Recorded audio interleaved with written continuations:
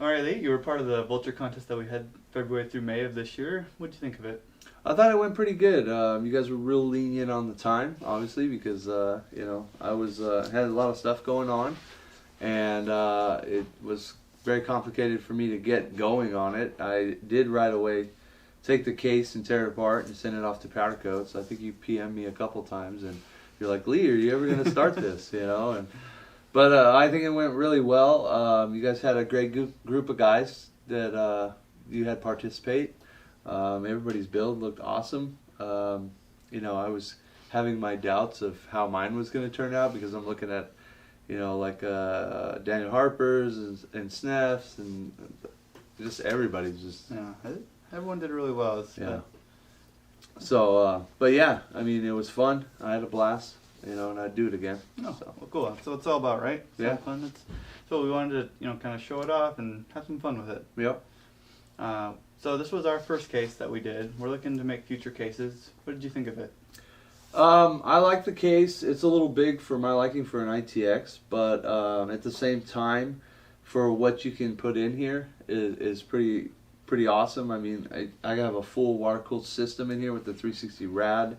I have plenty of hard drive space in here. It's a 4 terabyte, 2 SSDs, and then I have a full-size power supply. So I mean, you can't really get that kind of combination in your average ITX case. Yeah. So, and some of the things I really liked about the case is the curved window, the all aluminum, and the very sleek looking front on the case. So, and then that option to be able to lay it down or stand it up. One thing that I know that kind of bugged me, and I just remembered this, no feet. Yeah, we actually have feet now, and we didn't send them out with the contest ones. Oh, I didn't get okay. feet either. Yeah, so. We'll have to send you some. Okay. Yeah, but other than that, I mean, I like the case. You guys should definitely get into the case manufacturing deal.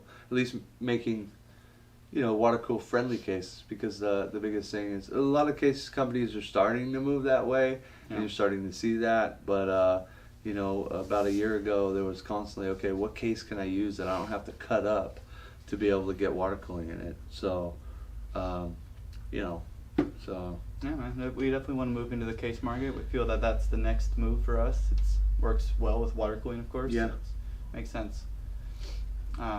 This build, it was one of the first times you used our new fittings, right? Yeah, and I really like them. The super low profile. There's that ease of mind knowing that it's a compression fitting instead of like the Bits Power slide link ones where you slide the tube into it.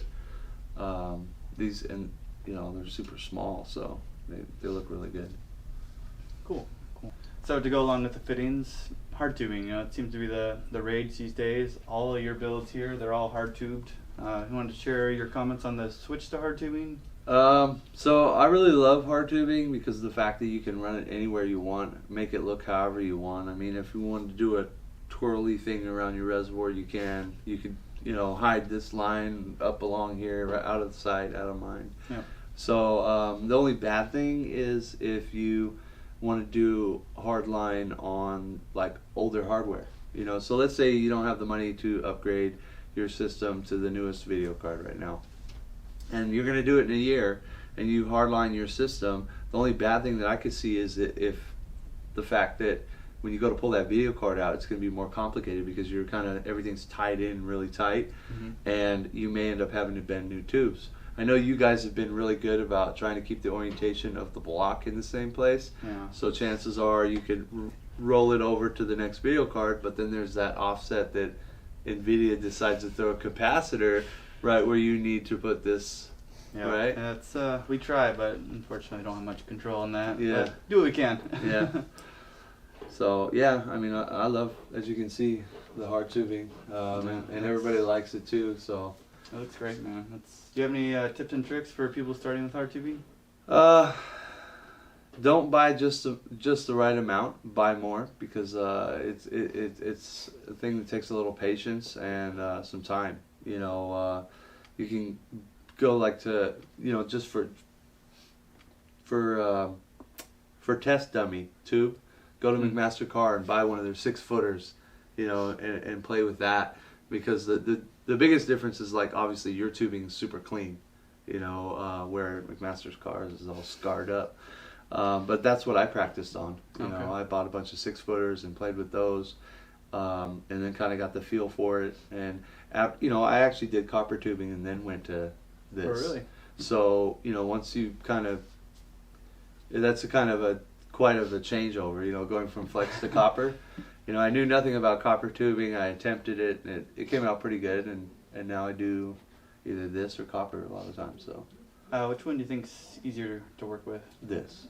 Yeah, copper tubing is, you need muscles. You gotta use a pipe bender, and you can't get as tight a turns, you know, like these are super tight 90s here, where a copper, you actually have to have a full round radius. You know, you can't just go around a corner and turn. So. Cool, man. No, it's definitely a cool trend that's happening, and the builds look amazing with it, so it's, you know, you obviously got it under control. You know what you're doing. Yeah, I've done a few now. I'd say probably 90% of my builds now are I haven't done a flex tube one in a while. You know, so a lot of my builds have been hardline tubing. It's kind of addicting. I know I've done a couple myself, and the first time I did, I was like, this is fun. It looks great, and yeah.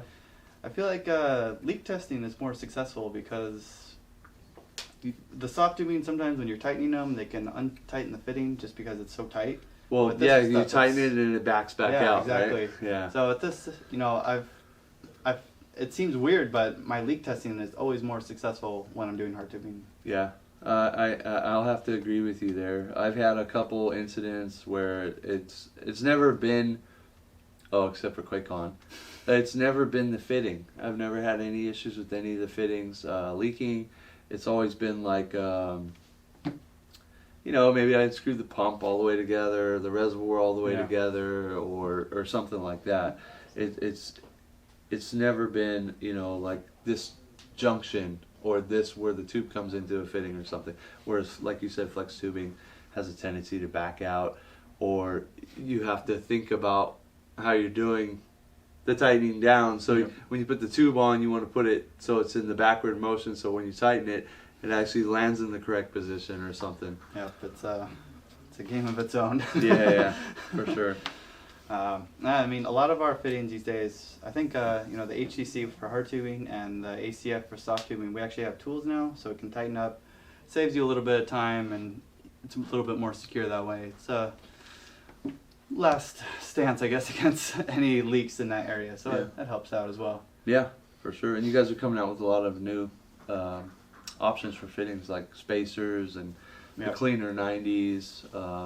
Yeah, we put a focus on fittings. Like, you know, we've got pass-throughs, we've got fill ports, and we've got drains coming soon, and extenders of all sorts, and ball valve, and we're really working on bringing more fittings to the market for you guys. A wider variety. Then that way you can use like all the same brand instead of like, oh, they don't have this, I gotta go buy that. Exactly. Or, you know, it's yeah.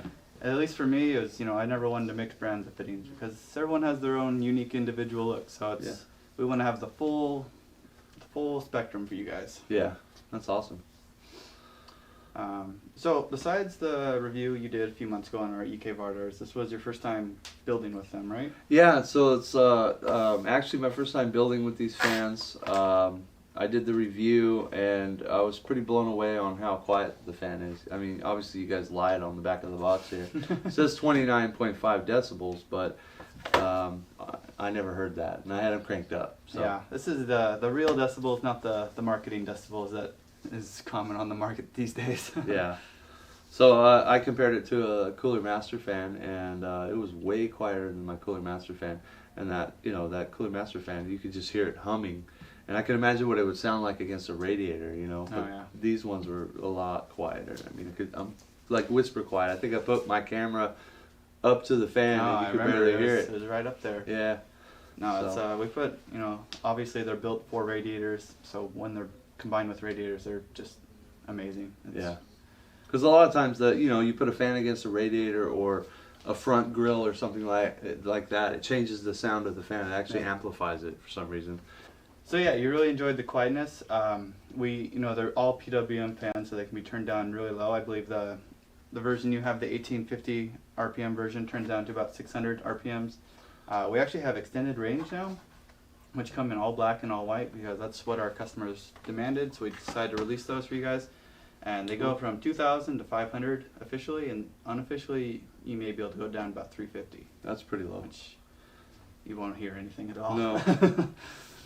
You barely hear anything when they're cranked up, because I had them cranked up.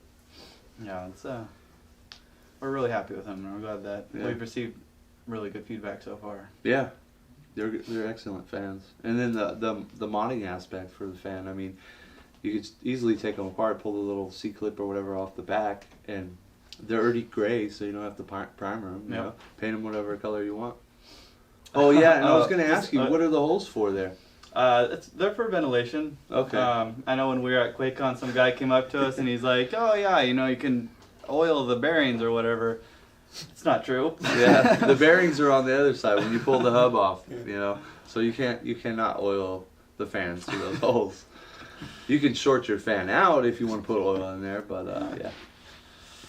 Yeah. Well, it is what it is. So thanks for joining us. We're glad to have you on the contest. The rig turned out great, and I'm glad you'll be able to complete it in time. Yeah, me too, right? I would have been like on the blacklist. Not that guy. No more. All right. So thanks for tuning in. Until next time.